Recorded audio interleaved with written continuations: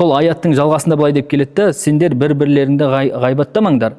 Аюхиббу ахадукум ан яъкула лахма ахихи майтан факарихтумух. Яғни сендер өздеріңнің мұсылман бауырының етін, шекілей жеуді ұнатасыңдар ма? Яғни жей аласыңдар ма дейді. Факарихтумух, жей алмайсыңдар, жиіркенесіңдер дейді. Демек, мұсылман адамды ғайбаттау ол не? Оның етін жеумен бірдей.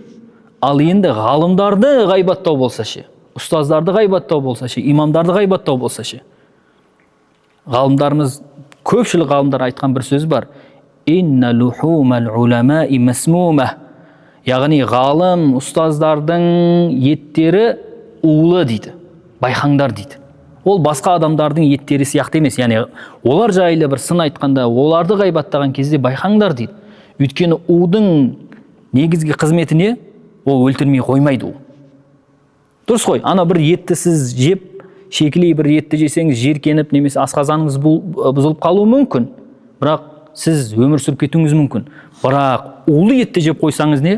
Өлесіз. Бұл дегені, егер ұстаздарды, немесе имамдарды, ғалымдарды ғайбаттаған адам дүниеде де ақыретте де оңбайды. Бұған өмірде көп деген бұған оқиғалар куәлік етеді.